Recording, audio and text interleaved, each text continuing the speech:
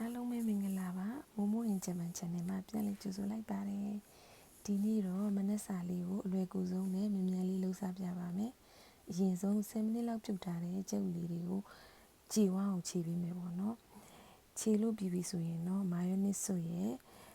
စားရဲ့ညိုကောင်းမှုလေးရဲ့ထည့်ထည့်မယ်ထည့်ပြီးတော့နောက်တစ်ခါထပ်မွေပေးမယ်ပေါ့နော်ထပ်မွေမယ်မွေပြီးသွားပြီဆိုရင်တော့ပါမုတ်လေးပေါ်ကိုတင်ပေးမှာပေါ့နော်ခုဆိုရင်တော့ပါမုတ်ကကြတော့မုံကမီးကင်တာမကြိုက်ဘူးပေါ့နော်မီးကင်တာကြိုက်တဲ့သူတွေဆိုလည်းကောင်းတယ်ပေါ့နော်သူကျွတ်ရွရွလေးပေါ့နော်မကြိုက်တဲ့အတွက်ကြောင့်မို့ဒီတိုင်းလေးပဲပေါ့နော်ပြီးသွားရင်ဆန်ဒွစ်ဖြစ်တဲ့အတွက်ကြောင့်မို့ဆလတ်ရက်လေးနဲ့လည်းပို့လိုက်တယ်ပေါ့နော်ပို့ကတော့မုံကကြတော့မာယောနစ်ဆိုအရင်ကြိုက်တဲ့အတွက်ကြောင့်မို့လို့နောက်တစ်ခါထည့်လိုက်တယ်ပေါ့နော်ခုဆိုရင်တော့ဒီနေ့ကတော့မနက်စာလေးကတော့ပြီးသွားပါပြီမုံကမနက်စာတစ်ခုတည်းမဟုတ်ပါဘူးနေ့လယ်စာအတွက်ပါထည့်သွားမှာပေါ့နော်အဲ့အတွက်ကြောင့်မို့လို့ပေပါလေးနဲ့တေချာလေးထုတ်သွားတာပါထုတ်ပြီးပြီဆိုရင်တော့ပြီးသွားပါပြီ